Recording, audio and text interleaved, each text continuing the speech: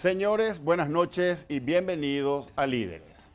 En tiempos económicos como los que estamos viviendo, con problemas en el agro, con la caída de la producción por la sequía y la caída de los precios internacionales, la problemática de la carne y los problemas que tienen con la inundación de los campos, y todo eso genera una presión hacia la suba del dólar.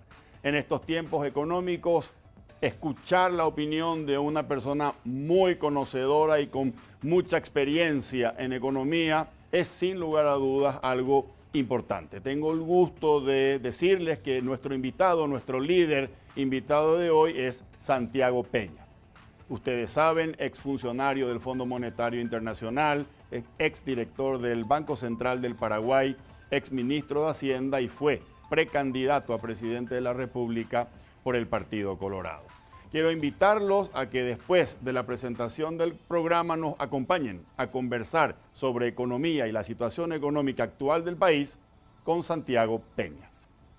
Líderes es presentado por Samsung, Movicor, 20 años, para Muebles Marelli, Interfisa Banco, 40 años, gracias por ser parte de nuestra historia.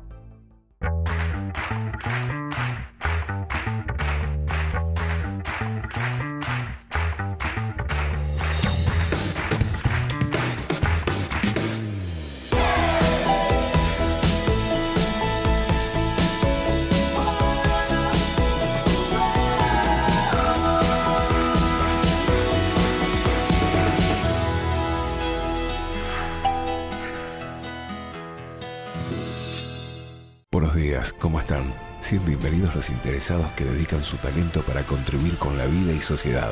Ustedes que hacen más y mejor, ustedes que hacen la diferencia. Para nosotros las personas son eslabones de compromiso y en una empresa, la razón del crecimiento. Somos Marelli, la marca de ambientes corporativos que inspira, uniendo confort, innovación y productividad, hecha por personas para personas, porque el lugar importa, estimula e inspira.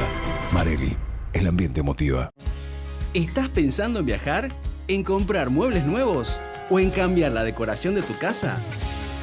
Con Interfisa Banco tenés préstamos que se adaptan a tus necesidades, con plazos de hasta 60 meses. Solicitalos ya, llamando al 415-9000. Interfisa Banco, 40 años. Ya estamos en compañía de nuestro invitado, con Santiago Peña. Santiago, buenas noches. Muy buenas noches, Federico. Un gusto estar contigo. Igualmente, muchas gracias por ser nuestro líder invitado del programa de hoy. Un placer. Santiago, ¿empezamos? Empezamos. Muy bien, colocamos nuestro reloj de arena, que es característico de Líderes. Vamos a conversar, Santiago. Tengo algunas preguntas que hacerte. La primera de ellas, estás fuera de la actividad pública, pero me imagino que no de la política. Contame, ¿cómo es tu vida hoy, Santiago? Mira, me encanta cómo lo planteas porque exactamente, la gente muchas veces dice, bueno, estás alejado de la política y realmente la política es servicio, si la entendemos de esa manera. Y ciertamente hoy estoy fuera de la administración pública, correcto, pero no menos involucrado en temas de políticas públicas, ¿verdad? Hoy de un ámbito totalmente diferente, ¿verdad? El sector privado, la sociedad civil. Así que me mantengo tan activo como estaba en un cargo como ministro de Hacienda, pero hoy desde un rol diferente, que me ha sumado muchísimo. Realmente ya es casi 1 año y medio que he dejado la administración pública y ha sido una experiencia única. Primera vez en mi caso, porque entré muy joven a la administración pública, siempre estuve dentro de ese ámbito tanto nacional e internacional, sí. Y hace 1 año y medio ya desenvolviéndome en el ámbito privado, la sociedad civil, pero con el mismo compromiso, con las mismas ganas de ver un Paraguay que avanza, que progresa, que podamos construir ese proyecto superador que requiere todos los paraguayos, ¿verdad? Donde algunos son funcionarios públicos, otros están en cargos electivos, pero finalmente todos tenemos esa gran obligación de involucrarnos. Correcto, correcto. Santiago, ¿cómo definirías o describirías, si alguien te pregunta desde afuera, por ejemplo, Santiago, definime o describime la situación económica hoy, mayo 2019 del Paraguay? A ver, nosotros podemos mirar la foto, sí, y podemos ver la película también. Si yo le saco hoy una foto y yo te digo, la situación no es mala, la situación es buena. Tenemos un Banco Central que tiene una política monetaria seria, responsable, que permite anclar las expectativas de una inflación baja, estable. Tenemos un crecimiento económico que los datos hoy dan que podría crecer entre el 2 o el 3% de esta economía. Pero si yo miro la película, si yo miro dónde estábamos un año atrás, y realmente estamos peor.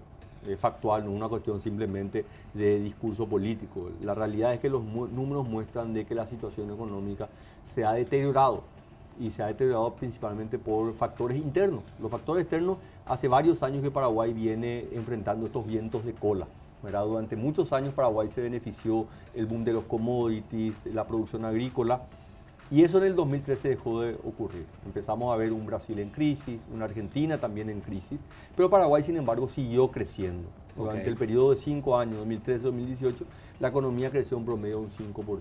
Cierto. Y a partir de la segunda mitad del año pasado empezamos a ver una desaceleración que cada vez empieza a preocuparnos más, ¿verdad? Porque este Paraguay que necesita seguir creciendo, no se puede dar ese privilegio de decir simplemente hoy estamos peor porque llovió mucho, la producción agrícola es mala. No, Paraguay tiene que desarrollar mecanismos internos, una política económica contracíclica que nos permita ver que realmente cómo compensamos los factores externos. Entonces, en términos sencillos, la foto no es mala, tenemos que reconocer, la economía sigue creciendo, pero si miramos la película de los últimos 6, 9 meses, realmente ha empeorado bastante.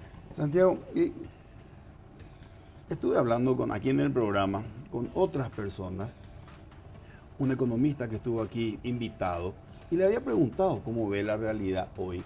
Y me decía, obviamente la desaceleración no es un escenario ideal, lo ideal sería que crezcamos. ¿Cuánto crecimos durante los últimos 10 años en promedio? 5%. 5% promedio anual. Y ahora vamos a caer a 3,5 o inclusive podemos estar por debajo del 3,5. No es ideal. Y cuando le pregunté las causas, me dijo 100% externas, me dijo. Tener el tema de la sequía, que hace caer la cantidad de toneladas de la cosecha. Además, eso otra vez multiplicado por un valor internacional que está cayendo. Sumarle los problemas de la carne, que posiblemente genere menos ingreso de dólares. Sumarle a eso el valor de la gente que envía su dinero afuera, que son, ¿verdad?, los paraguayos que trabajan en el exterior y que envían las remesas. Hay menos ingreso de dólares, eso presiona para arriba la cotización del dólar, se ralentiza la economía y las políticas del Banco Central regulan el circulante para mantener el ancla de metas de inflación. Yo le contrapreguntaba si a ese escenario y a esa coyuntura también le agregaría responsabilidades internas. Me dijo no, nosotros estamos muy sujetos a lo que pasa afuera, afuera el viento sopla a favor y estamos bien, no creo que haya mayor responsabilidad. Le decía yo que uno de los factores claves de la economía es la confianza. Cuando hay confianza, parece que el sector empresarial se anima, pide préstamos, invierte y se genera una dinámica. Y eso vos lo sabés muy bien. Y cuando no hay confianza, el sector empresarial asume una posición más cauta, más de esperar, para ver qué pasa. Y eso demora las inversiones y contrae, ¿verdad? Pero algunas personas son un poco más escépticas de eso. ¿Vos qué opinás respecto a cuán responsables somos desde la política principalmente, o cuán responsables son desde la política en demorar esas reformas que de alguna manera nos hagan menos vulnerables y permitan que sigamos creciendo? ¿Cuán responsables somos desde la política, Santiago? A ver, mira, yo creo que es importante mirar nuevamente cuál ha sido nuestra historia reciente de los últimos 15 años. Y era muy sabido y repetido de que cuando Argentina estornudaba nosotros nos agarraba una pulmonía. Sí. O sea, estábamos muy vinculados y muy dependientes. Pero sin embargo cambiamos esa historia. La crisis del 2014-2015 en la Argentina nos permitió a nosotros responder de alguna manera diciendo nos afecta, pero Paraguay tiene elementos internos que permiten compensar cuando la situación externa está mal. Y no podemos nosotros renunciar a nuestra capacidad como Estado de tener nuestras propias herramientas, porque si no, cerremos el gobierno y simplemente esperemos a ver qué pasa en Argentina, qué pasa en Brasil, si llueve, si no llueve, no podemos hacer eso. Entonces, ciertamente hoy el escenario externo es adverso, pero en realidad ha estado adverso los últimos 7 años, ¿no? Es una condición adicional. Cierto, este año la cosecha vino mal, pero cuando empezás a mirar, ¿y qué hicimos adentro? ¿Qué hicimos los paraguayos? ¿Qué hizo el gobierno? Y ahí nosotros vemos que en un ítem, que es la obra pública, el elemento principal que dinamiza la economía desde el sector público, y vemos que estamos invirtiendo cerca de unos 80 millones de dólares menos de lo que se había invertido en un mismo periodo de tiempo, ¿verdad? ¿Cuál es el cálculo que hacemos? De agosto del 2018 a abril de este año se ejecutó casi 100 millones de dólares menos que en el mismo periodo, el periodo anterior, de los 12 meses anteriores. Entonces hay un impulso menor. Entonces, ¿qué hace el gobierno? No, pero nosotros estamos ejecutando más que en el 2013 cuando comenzó el gobierno de Carter. Sí, pero acá no. Escuché eso. Claro, pero un argumento infantil, ¿verdad? Porque lo mismo que yo hoy me compare con un niño y querer jugar una carrera, no. Evolucionó, creció. Vos lo que tenés es compararte cómo estás con respecto al año anterior, porque finalmente el crecimiento es con respecto al año anterior, no con respecto a hace 5 años, ¿verdad? Entonces, hoy hay un elemento importante. A pesar de toda esa adversidad, estamos haciendo menos de lo que ya estábamos haciendo hace un año atrás. Entonces, no solamente el impacto viene por cuestiones de afuera, también vienen por cuestiones de adentro. Correcto. Entonces, el otro elemento que nosotros, y yo lo he mencionado públicamente, es de que es muy difícil simplemente tratar de decir esto es lo que tienen que hacer. Pero lo que tratamos de hacer, esto es lo que nosotros hicimos cuando enfrentamos un choque también muy importante como fue en el 2015. El Banco Central redujo las tasas de interés durante 4 meses consecutivos, 100 puntos básicos, 1 punto de interés. Y eso envió una señal muy importante, es decir, no hay conflictos con la inflación, tenemos una inflación controlada. Lo que queremos nosotros es liberar liquidez para que vaya a financiar en un momento muy difícil. Y se revirtió la caída. Y se compensó. Se compensó. Se compensó la caída. Paraguay creció ese año, aumentamos la ejecución de obra pública. Y no solamente nos permitió ese año tener un impacto, sino también en el siguiente año. Porque ¿cuál fue el argumento? Saquemos recursos del gasto corriente, cierto, y pongamos recursos a la inversión pública. No porque queramos nosotros perjudicar a los funcionarios públicos, el argumento nunca fue perjudicar a nadie. Es decir, yo necesito invertir más en obra pública. ¿Por qué? Porque la obra pública dinamiza la economía. El salario dinamiza el consumo, sí, pero cuando vos tenés un problema de oferta, vos lo que necesitas es la producción, no el consumo. Entonces nosotros hoy tenemos un problema de producción, de crecimiento económico por el lado de la oferta económica. Y ahí es donde tenemos que apuntar todas nuestras balas hacia la obra pública. Entonces yo creo que todavía, y al comienzo pensábamos, bueno, es parte de la transición de un gobierno a otro, se están acomodando las piezas, pero ya llevamos casi 9 meses y yo creo que esto empieza ya a preocupar, ¿verdad? Porque lo estamos sintiendo en materia de actividad económica. Santiago, y perdón, y vos mencionaste el tema clarísimo, las expectativas. La economía funciona gran parte en base a expectativas, ¿verdad? Y el capital es muy cobarde, esa es la realidad. Pero si yo no tengo hoy una expectativa positiva del futuro y finalmente me repliego, espero a ver qué pasa. Y repercute entonces en economía hay algo que se llama las profecías autocumplidas. Si yo digo que las cosas van a estar mal y finalmente las cosas están mal porque yo tomé decisiones que terminaron afectando en esa actividad económica. Cuando del otro lado, correcto, yo tengo expectativas positivas, me endeudo, hago inversiones, genero empleo y eso dinamiza la economía. Entonces, hoy estamos viendo de que estos problemas de gestión se están combinando con una cuestión de expectativas y de credibilidad sobre lo que puede hacer el gobierno acá para adelante. Sobre eso quería preguntarte, porque cuando alguien del gobierno sale a hacer algún comunicado al respecto, hacen todo el esfuerzo por generar las expectativas positivas y que justamente no se generen esas profecías autocumplidas. Hablan de inclusive lo que vos dijiste, estamos invirtiendo más que en años anteriores, estamos haciendo un esfuerzo para devolver la institucionalidad al gobierno, pero sin embargo el efecto que producen parece ser la de no tanta credibilidad. ¿Por qué puede ser eso, Santiago? Y mira, al final uno puede tratar de influir en las expectativas, pero después tiene que entregar, tiene que hacer el delivery, tiene que hacer la entrega de lo que promete, ¿verdad? Entonces lo que nosotros estamos viendo es, hasta ahora se han hecho anuncios, pero lo que vemos en la realidad, y es factual, no es simplemente una opinión, es de que no están avanzando los procesos licitatorios. De todos los anuncios que se han dado, los pocos anuncios han estado cuestionados por procesos licitatorios que no son muy transparentes. La ejecución sigue estando por debajo. Y nuevamente, si nosotros queremos compararnos contra el 2013, lo podemos hacer. Pero la actividad económica se mide contra el año anterior. O sea, ¿cómo yo puedo aumentar la capacidad productiva con respecto al año anterior? Es invirtiendo más que el año anterior. Entonces nosotros estamos viendo menor inversión que el año anterior. Entonces, obviamente, esto va a repercutir en la actividad económica. Entonces, a mí me encantaría ser más benevolente y decir, no, esperemos a ver qué pasa. Pero la realidad es que nosotros ya hace varios meses venimos alertando de esta situación y finalmente se está confirmando los números. El Banco Central confirma esta semana que la actividad económica vuelve a caer en marzo de este año. En febrero una caída del 2%, en marzo ya fue una caída del 4%. Entonces nosotros sabíamos que el primer semestre iba a ser duro, pero jamás nos imaginamos que iba a ser tan duro. Entonces empezamos a ver que muchos de estos problemas se están profundizando, son peores de lo que nosotros estábamos anticipando. Y ahí es donde necesitamos que el gobierno dé un cambio de timón, y no solamente con anuncios, sino que también con acciones. Correcto. Santiago, hablabas de manejar la disponibilidad, disminuyendo gastos corrientes, viáticos, consultoría, sueldo, y aumentando la inversión.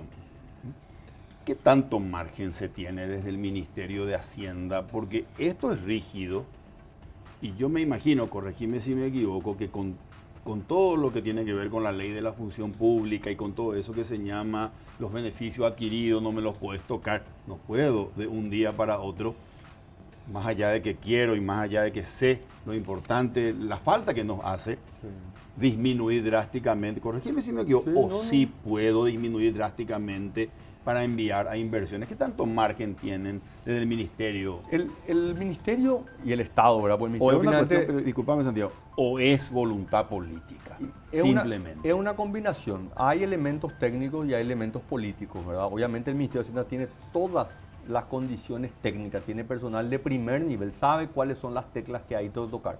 Pero ninguna de esas se puede implementar si no hay una convicción política, si no hay una convicción de hacer lo correcto más allá de lo conveniente, ¿verdad? Entonces podemos nombrar, varias medidas que el gobierno ha tomado de que fueron muy convenientes políticamente, pero no han sido las adecuadas desde el punto de vista económico, ¿verdad? Y voy a mencionar una que me tocó a mí luchar y fue bastante antipática, que fue el IVA para el sector cooperativo, muy cuestionado. Y yo decía, el IVA es un impuesto general que no discrimina sector económico ni clase social, lo pagan todos, lo pagan. O sea, la señora que no tiene apenas para comprar una galleta se va al súper y compra, y paga IVA. Entonces, debería ser un impuesto general, eso es lo que manda la literatura económica y la política tributaria, ¿verdad? Entonces, nos enfrentamos, no fue popular, un enfrentamiento tremendo, y el gobierno lo primero que hace, elimina el IVA a las cooperativas. Ahí ya son 60 millones de dólares menos, ¿verdad?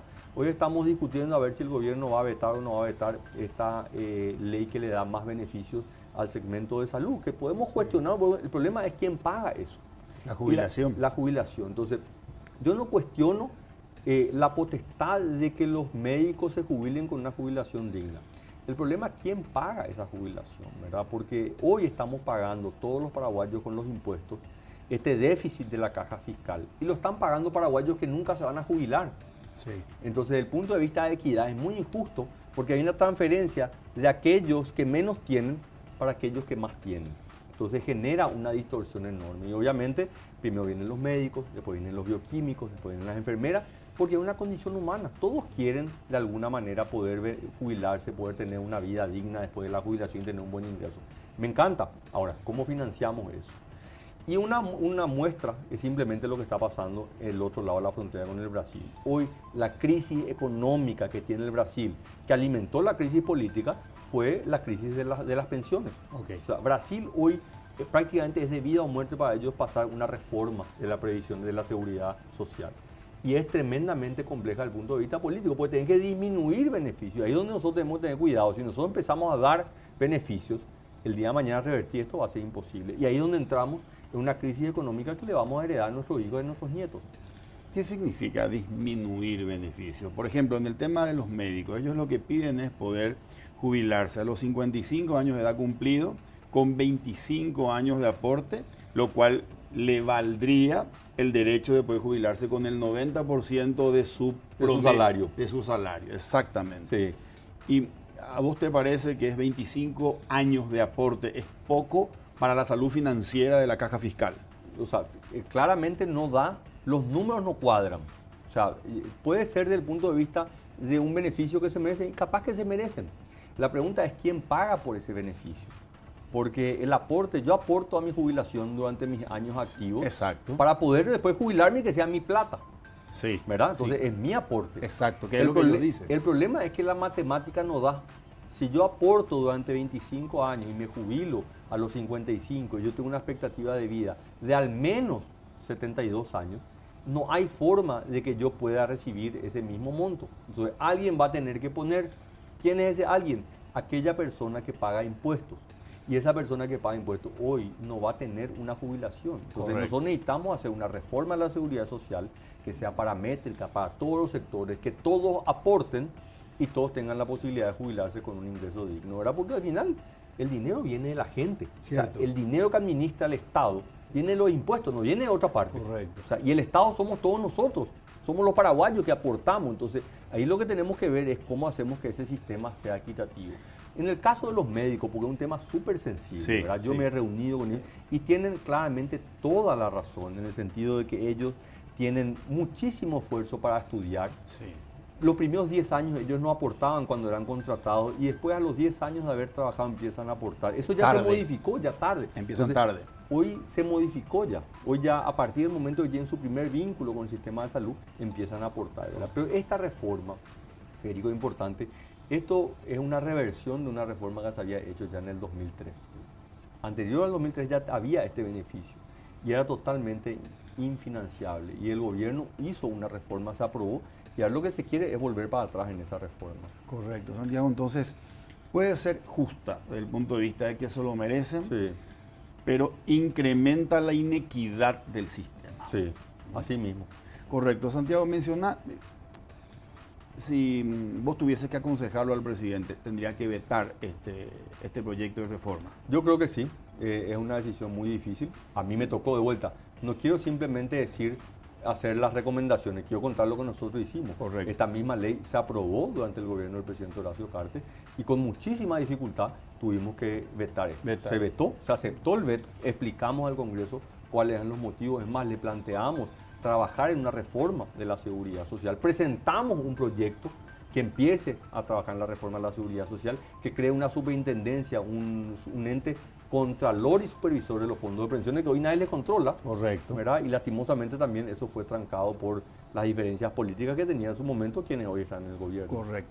Entonces, Santiago, ¿te parece a vos que en un momento donde la coyuntura no nos apoya, donde la coyuntura dificulta nuestro necesitado crecimiento económico, no vetar esto y a la vez estar presentando, cosa que se retiró la semana pasada, un proyecto para volver a constituir los consejos directivos de entes autárquicos, son señales que están fogoneando la incertidumbre? Totalmente, totalmente. Y yo creo que también el gobierno, primero que no entendió de la misma reforma que presentó, ¿verdad? Porque este proyecto que presenta es un trabajo de varios años, ¿verdad? El Consejo de Empresas Públicas ha venido evolucionando ya en los últimos 10 años. Primero fue un consejo creado por un decreto del Poder Ejecutivo, luego se aprobó por ley, hay mecanismos de control, de mayor transparencia, y lo que buscaba este proyecto de ley era mejorar el gobierno corporativo, que haya más mecanismos de control, ¿verdad? Y en eso, uno de esos mecanismos de control era de que el presidente Petropar, que es la empresa pública que mayor presupuesto administra, no puede depender de una sola persona. Tiene que tener la posibilidad de que le controlen otras personas dentro de ese consejo, ¿verdad? Así como funciona el Consejo del Banco Central, el Consejo del Banco Nacional de Fomento, porque es una responsabilidad demasiado grande para una sola persona. Pero obviamente, en esta crisis de credibilidad y de incertidumbre que tiene hoy la ciudadanía, nadie quiere saber de darle más lugares para que puedan alimentar esta clientela política, ¿verdad? Entonces, yo entiendo, con muy buen tino, hubo un malestar enorme por parte de la ciudadanía, pero ahí es donde el gobierno tenía que haberse plantado, decirle, señores, nosotros vamos a poner a las mejores personas. Pero ahí es donde entramos en esta crisis de credibilidad, es decir, espera un poco, yo te voy a dar esta herramienta para que vos nombres más personas, pero ya las que pudiste nombrar no son las personas más idóneas. Es más, hay muchas personas que son cuestionadas en su honestidad, en su credibilidad, en su idoneidad, ¿verdad? Que es también una forma de... Binacionales. Claro, totalmente. Santiago, este tema te toca directamente por el cargo que ocupaste, reforma tributaria. ¿Cuál es tu posición respecto a este proyecto que está a punto de entrar a ser discutido en el Congreso? Sí. Vos sabés que mi experiencia en el ámbito tributario, ¿verdad? Vos sabés que durante el tiempo que fui ministro tenía viceministra Marta González. Y Marta, que en mi opinión hizo un trabajo excelente, muy impopular, porque el cobrar impuestos no es impopular, y se enfrentó muchas veces a gremios, a empresarios. Exacto. Y uno de los grandes problemas es de que la ley es muy ambigua.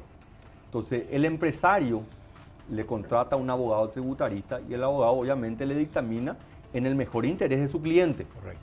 Y el Estado, que tiene el interés de recaudar, interpreta la ley para poder recaudar. Entonces yo decía, ¿cómo puede ser que haya visiones tan diferentes sobre la misma ley? Sí. Y ahí empezamos a ver que la ley en muchos de sus artículos está mal escrita, o fue modificada, o dejó estos vacíos legales que hacen que no haya una evasión, sino que haya una ilusión. ¿Qué es la ilusión? Y la ilusión es no pagar impuestos de manera legal, porque hay vacíos en la legislación o hay divergencias tributarias. Entonces, vos interpretas de una manera, yo interpreto la otra, vamos al tribunal de cuentas, que la justicia decida finalmente quién tiene la razón, y no debería ser así porque le quita seguridad jurídica a un tema tan sensible. Entonces, trabajamos ya en el gobierno anterior. Perdón, Santi, ¿y cómo debería ser? Explícanos cómo debería Exactamente, entonces, ese era el problema. La ley que fue migrando a lo largo de los años, la reforma del 91 que introduce el IVA, Correcto. la reforma del 2003 que 91, modifica, ley 125. Exactamente, la 125, después en el 2004 también, de reordenamiento administrativo de adecuación fiscal, después la reforma del 2012 que introduce el IRP, después la reforma del 2013 que modifica el IRAGRO al IMAGRO, IMAGRO al IRAGRO. Entonces teníamos todas estas leyes, pero ninguna de estas leyes tenía la claridad necesaria de un sistema tributario único. Entonces empezamos a trabajar en darle claridad a nuestro sistema, darle consistencia al sistema tributario. Comenzamos en el gobierno anterior, sí. Lea Jiménez convoca a ex ministro de Hacienda, abogados tributaristas, y en la transición ya con el ministro López, representante del nuevo gobierno, sí. Se trabajó en eso, y cuando asume el nuevo gobierno, Benigno López continúa ese trabajo, convoca nuevamente a más actores del sector privado y trabajamos a lo largo de casi 6 meses. Así que este proyecto se empezó a gestar antes de que asuma el Claro, presidente no, esto Audovillo. viene ya hace varios años que se viene trabajando, que es un poco revisar la historia, ver las dudas, todos los conflictos, y decir, aclaremos esto. Ok. Aclaremos esto antes que discutir cualquier cambio en las tasas, ¿verdad? Sí. Porque también hay gente que dice, no, hay que modificar esta tasa, hay que bajar esta tasa, pero antes de tocar el tema de las tasas, vamos a ordenar nuestro sistema tributario. Saquemos las dudas sobre el régimen tributario y después eventualmente en otro momento podamos hablar sobre las tasas. Porque sabíamos que aclarando muchas de estas dudas, el gobierno iba a poder recaudar. O sea, solamente haciendo esto, sin modificar las tasas, sí. La recaudación iba a aumentar. Entonces, empezó ese trabajo. Y sobre el final, esto ya en diciembre del año pasado, sí. Una discusión política en el Senado sobre 3 proyectos de ley para aumentar el impuesto selectivo al tabaco, bebidas azucaradas y las bebidas alcohólicas, sí. Le pone en el brete al gobierno decir también tenés que incluir eso. Pero la reforma tributaria no era sobre las tasas, okay. Se agregó hacia el final. Entonces se hizo un trabajo enorme, se pusieron de acuerdo todos los actores públicos y privados y se presentó ese proyecto que se presentó la semana pasada. Okay. Entonces, la reforma tributaria no es modificar las tasas. La reforma tributaria es hacer que el sistema tributario sea más transparente, porque también le ayuda a aquellos segmentos de menores ingresos a ser formal. Ese es el otro problema. Nuestro sistema tributario le pone barreras muy altas de entrada para aquel que quiere ser formal. Entonces genera un sistema que se llama simple, otro re simple, que sí. Es de autodeclarativo, ¿verdad? Exacto. Entonces son innovaciones espectaculares que va a permitir aumentar la formalización. Perfecto. Santiago, 2 preguntas al respecto. La primera tiene que ver con el impuesto a la renta personal. ¿Y qué opinas de la deducibilidad? Si tiene que tener un límite o si podremos seguir siempre con las deducciones, ¿no? Y la segunda pregunta tiene que ver con lo que me contaste. El espíritu del proyecto no era tocar tasas, sino era ordenar.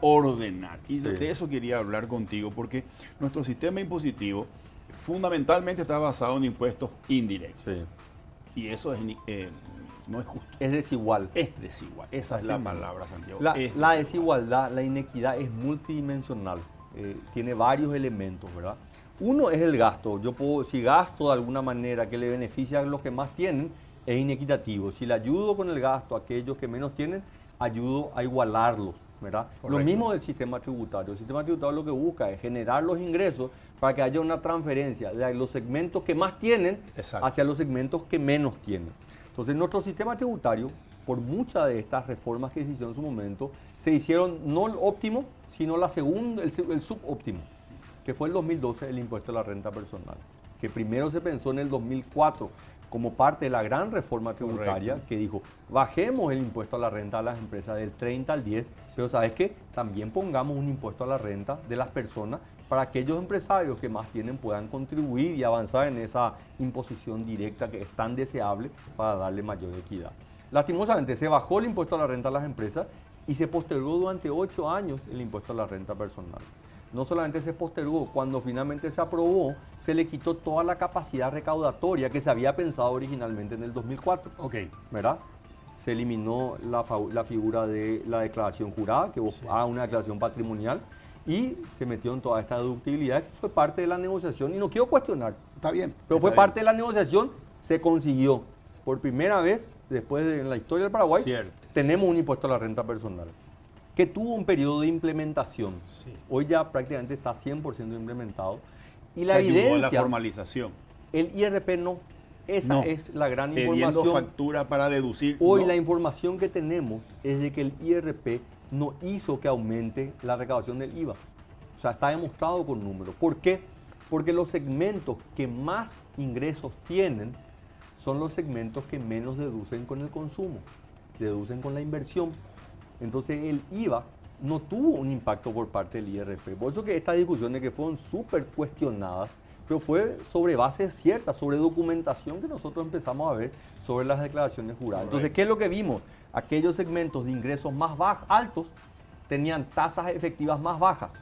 Entonces, probablemente tu tasa efectiva del impuesto a la renta personal es más alta que la del dueño de este canal. Entonces, y eso se da en prácticamente todos los sectores, porque ese segmento tenía la capacidad de deducir a través de inversiones y no a través del consumo. Del consumo. Correcto. ¿Qué porcentaje de la recaudación de impuestos de Hacienda es IVA? 50%. La 50. mitad de toda la recaudación viene del impuesto al valor agregado. Tiene un poder tremendo. Tremendo. Tremendo, pero es muy desigual. Eso te iba a preguntar con tu experiencia, porque según tengo entendido, en porcentajes, el IVA representa para una persona de altos ingresos algo así como el 4,6%. Bajísimo. Bajísimo. Pero para una persona de bajo El 100%. ingreso, exactamente. Consume el 100% de su salario. El asalariado medio gasta el 100%. Y todo va con productos que están grabados por el que IVA. está grabado por el IVA. Es decir, me castiga más a mí que a quien tiene. En otros Yo países, tuve- ¿cómo se yo trata tuve- de...? Yo tuve esta discusión, ¿verdad?, con el sector privado y obviamente ellos no tienen por qué tener la visión fiscalista, ¿verdad? O sea, ellos miran del sector privado y dicen, no, pero yo cuando estoy comprando un departamento o adquiriendo un bien de lujo, de alguna manera estoy ayudando en la formalización porque, por ejemplo, ese auto de lujo y le pagó un salario a aquel que está en la playa, al mecánico, y esa es la visión de él. Pero desde el punto de vista de equidad, esa persona que al terminar el periodo pagó 0 de impuestos porque adquirió o un departamento o un vehículo, esa persona aumentó su patrimonio. El que no tiene la capacidad de hacer inversiones, prácticamente se quedó con su mismo patrimonio. Entonces, ¿qué es lo que hace? Que este sistema tributario haga que el que tiene más siga creciendo y el que tiene menos se quede trancado. Y ahí es donde aumenta la desigualdad. Entonces, el problema de los países no es solamente generar ingresos, sino que sean sociedades lo más homogéneas posibles. Entonces, yo no puedo influir sobre la capacidad de las personas, pero sí puedo influir desde el punto de vista tributario, generando los incentivos para que esa persona que más tiene pueda contribuir en la misma proporción que ese que menos tiene. Cierto. Lo que nosotros tenemos en Paraguay es que los que más tienen contribuyen menos proporcionalmente a su ingreso, de lo que tienen menos. Exactamente. Entonces se aumenta la brecha del ingreso. ¿Con qué herramienta en otras sociedades? La imposición directa, el La impuesto directo. El impuesto directo. Y ahí donde vemos... Es cultural, Santiago. Sí, es cultural. Obviamente el ser humano nadie quiere pagar impuestos. Es una imposición, por eso no es que es algo que la gente quiera hacer, es una imposición. Claro. Pero entonces nosotros miramos, porque no solamente el IRP, también el impuesto a la renta a las empresas. Es muy baja la contribución. Entonces ahí también hay problemas de evasión enormes. ¿Qué es lo que nosotros veíamos? Yo mencionaba siempre, nosotros en el Paraguay tenemos empresarios ricos de empresas pobres. Porque el empresario goza de muy buena salud, pero miras el balance de su empresa y prácticamente empata o pierde. Sí. Entonces, muchos de los gastos de la persona están absorbidos por la empresa para que finalmente no pague ningún impuesto. Correcto. Pero ¿cuántos de los gastos de esa empresa están asociados al negocio de esa empresa y cuántos están asociados Al dueño. al dueño? Correcto. Santiago, ¿cuál es tu opinión sobre el tema tan polémico de gravar la exportación de los commodities? En contra. de los commodities y de cualquier otro producto. Los países no graban las exportaciones. Los países promueven las exportaciones. ¿Y graban las rentas? Graban las rentas, exactamente. El que más gana tiene que pagar más. Entonces, Paraguay... Escuchaste, Santiago, yo no sé si es un argumento muy político o muy populista, Sí. pero muchas personas dicen, miren cuánto ganan, miren cuánto facturan. Es tierra nuestra, tierra Sí. paraguaya, y son agroexportadores muchas Sí. veces multinacionales. Que vengan, que hagan negocio, que exporten, pero que dejen. Sí. Ahora, la pregunta, ¿Qué podemos hacemos separar la con ese pregunta. argumento? Sí. ¿Contribuyen lo que deberían contribuir? No. Yo creo que el sector agropecuario tiene que pagar más, por los argumentos que vos estás diciendo. Pero no directo, no grabar la exportación. No grabar la exportación. No grabar la exportación. Los países no graban la exportación. Promueven las exportaciones. Eso es en general. Y para los países que son pequeños, necesitan exportar al mundo. Cierto. Porque los mercados no están acá adentro, los mercados están afuera. Entonces, lo que nosotros sí necesitamos es mejorar la imposición sobre el sector agropecuario. Esta reforma ataca eso. Por Uno, ejemplo, por ejemplo, unifica el IRAGRO y el impuesto a la renta a las empresas, que anteriormente eran regímenes diferentes. Sí, ahora si es vos IRE. exactamente, el impuesto a la renta a las empresas iguala, porque antes, si vos estabas en el sector agropecuario, vos no pagabas distribución de dividendos. Y es injusto, ¿por qué si estaba en una actividad empresarial? ¿Por qué no van a? Y bueno, era uno de los resabios que tenía el IRAGRO. Eso no Entonces, sabía. Si antes yo tenía una empresa agroexportadora, no pagaba distribución de distribución de dividendos. Podía No girar. pagaba. Podía distribuir los dividendos y con eso y generaba una diferencia con el sector comercial, con el sector de servicios. Ahora Entonces, tengo hoy una- se unifica, entonces aumenta la presión para el sector agropecuario. Ok. El otro elemento es en el sector de exportación, ¿verdad? Que ahí también fue un tema muy controversial, el tema de la devolución del IVA. Sí. En la propuesta del Ministerio de Hacienda dice, mantengo un IVA del 5%, pero elimino la devolución del IVA. Entonces hay un aporte importante. Ahí hasta podemos cuestionar si no es un tipo de retención como tienen en otros países, ¿verdad? Pero yo creo que es algo discutible, que el sector agroexportador no está de acuerdo, obviamente, pero yo creo que trae algo de justicia dentro de este sistema tributario. El otro elemento que no es parte de esta discusión, y yo creo que hay que avanzar, es el impuesto inmobiliario, que también está totalmente desfasado. En el 2015 nosotros pasamos una reforma, la más grande en la historia del Paraguay en materia de impuesto inmobiliario. Se multiplicó por 4 el valor de las propiedades, el valor fiscal, que es el que se aplica la tasa, pero todavía esos precios quedaban totalmente desfasados con el precio de mercado.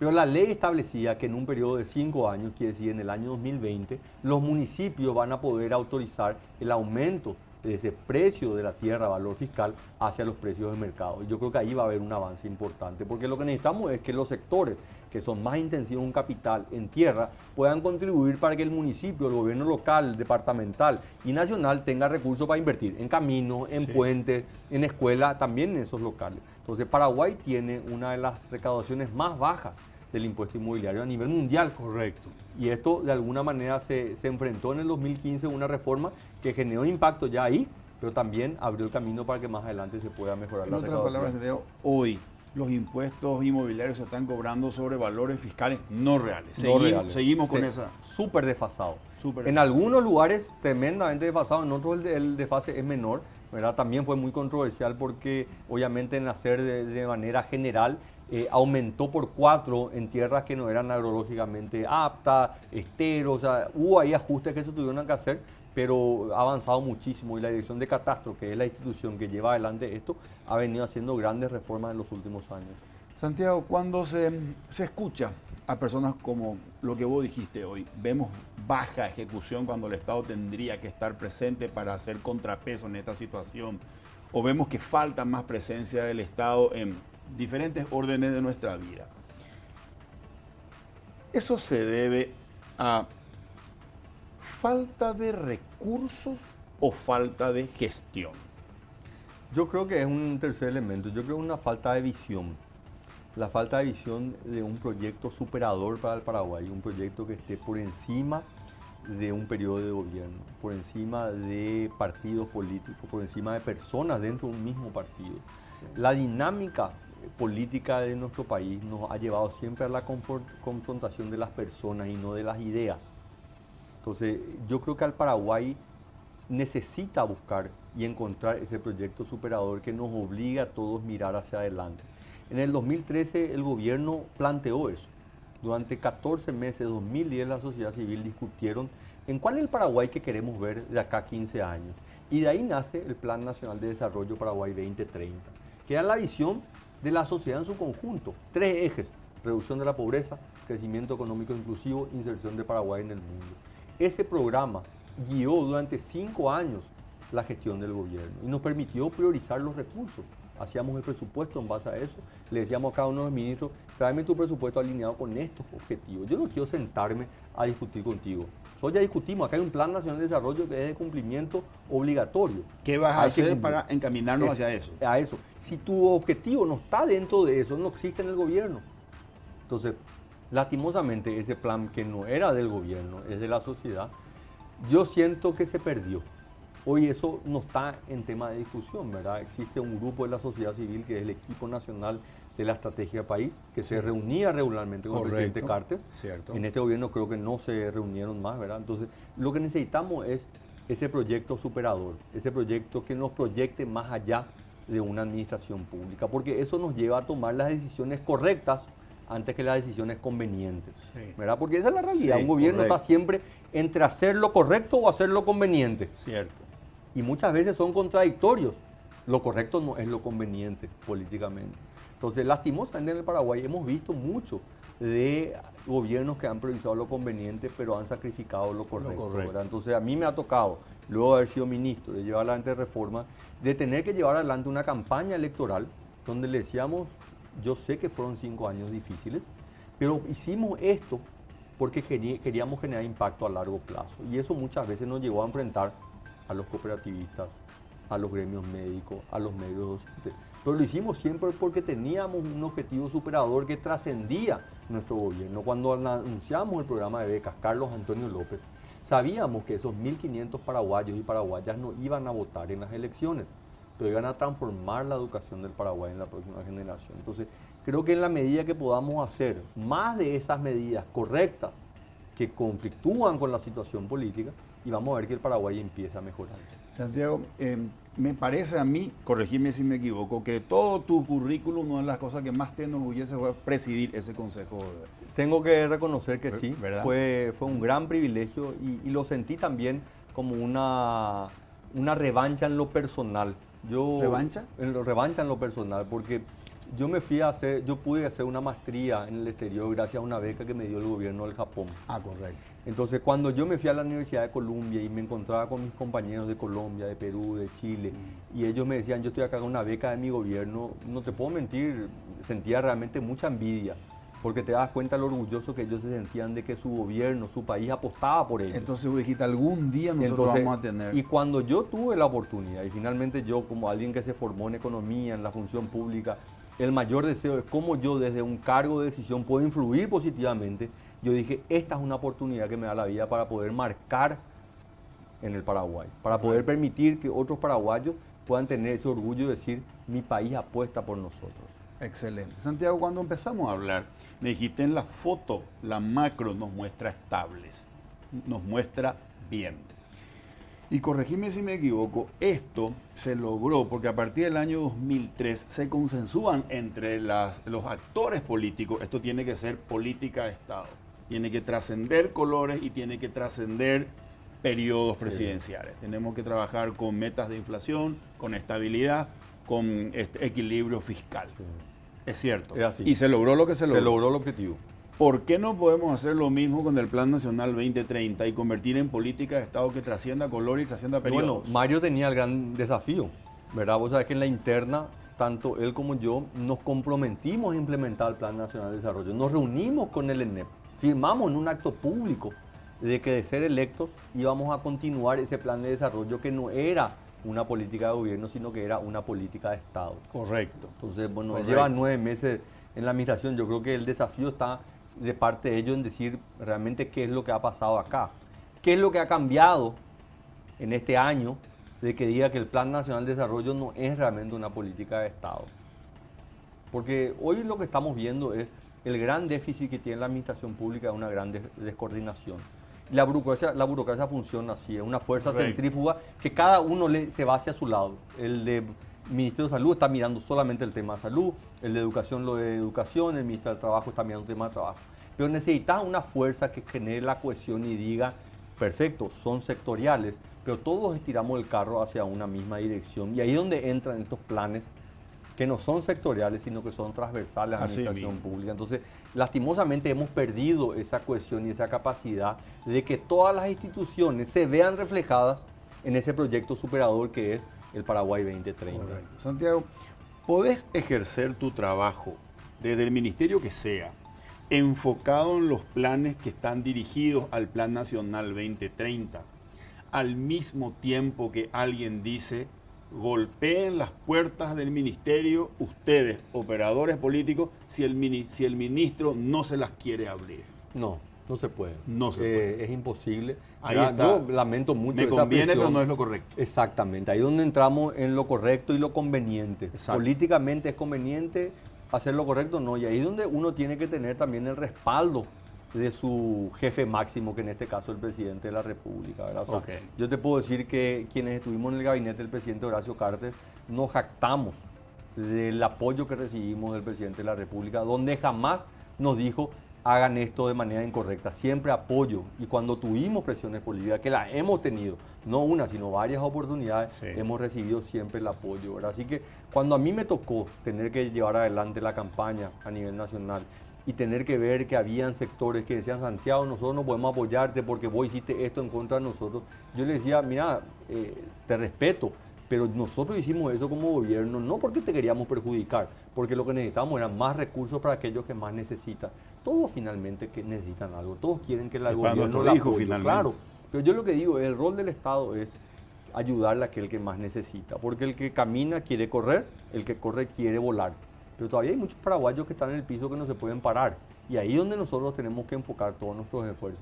Este país alimenta 80 millones de personas, no se puede dar el lujo de tener 300.000 personas que no comen. Totalmente de acuerdo. Totalmente. Es ilógico, o sea, la pobreza en el Paraguay no es una condición, es simplemente el resultado de la falta de políticas públicas que nos permitan llegar a aquellos más necesitados. Correcto. Santiago, cuando decías, te quiero comentar que hace poco estaba viendo en Facebook algunos comentarios y alguien subió a Facebook una placa con un comentario que decía, extraño al presidente Horacio Cartes, porque en ese gobierno se notaba que tenían un norte, hacer las cosas.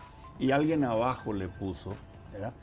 ¿Qué vas a extrañar a quien duplicó nuestra deuda externa? Sí.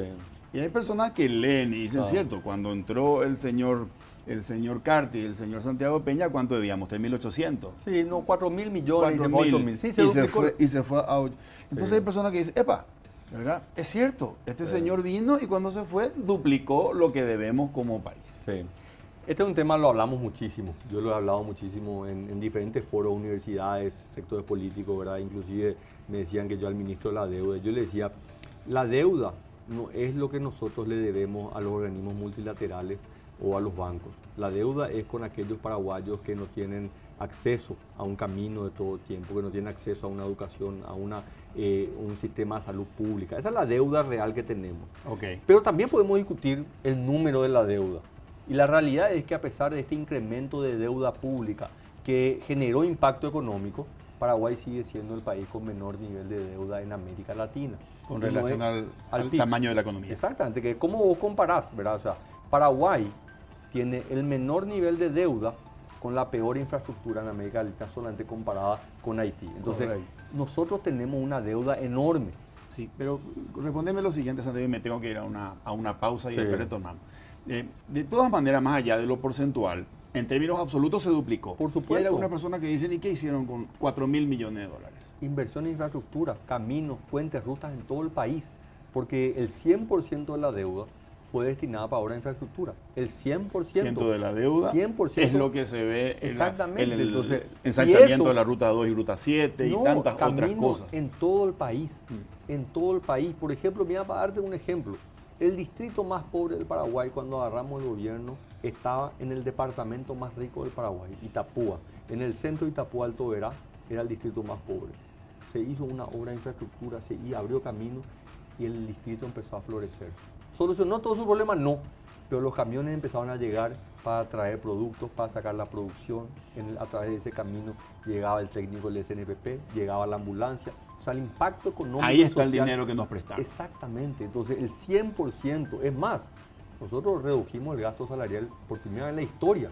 En el 2016 cayó de manera nominal, gastamos menos en salario que el año anterior, contratamos más médicos, contratamos más maestros, aumentó el salario para los maestros, pero cortamos en otros sectores.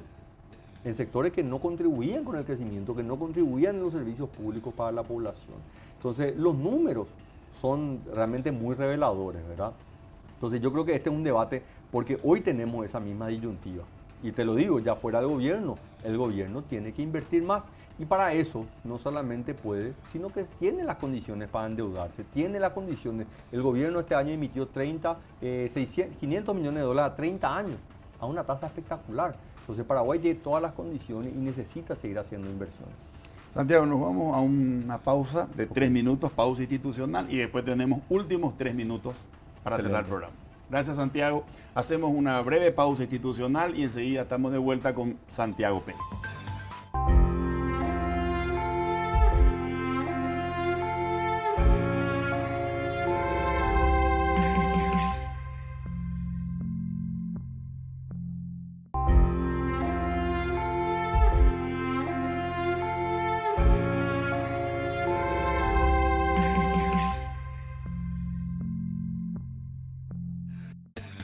Regresamos con Santiago Peña. Santiago, últimos 5 minutos. Okay. Te propongo hacer un picado de preguntas tipo ping-pong. Me las respondes rápido para que podamos cerrar en 5 últimos minutos que tenemos, Santiago. Muchas gracias nuevamente. Santiago, tu opinión. Importación de vehículos usados de Chile. A ver, esta es una discusión súper controversial, Sí. ¿verdad? Porque es un segmento que emplea mucha mano de obra, pero necesita desesperadamente avanzar en la formalización.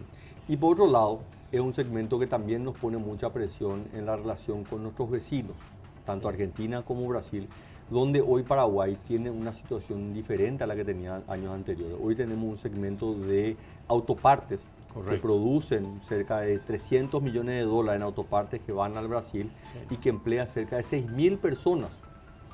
Y hoy el Brasil está poniendo cuestionamientos sobre este régimen porque dice Paraguay, vos me estás trayendo tus productos, pero nosotros no tenemos un régimen automotor que me permita, así como vos me vendés, a mí también venderte los productos que yo produzco en mi país. Entonces, esto está generando mucha tensión en el campo bilateral, ¿verdad? Entonces, tenemos que encontrar una situación que no excluya a nadie, pero que pueda incorporar a más personas, ¿verdad? Yo creo que Paraguay tiene que avanzar.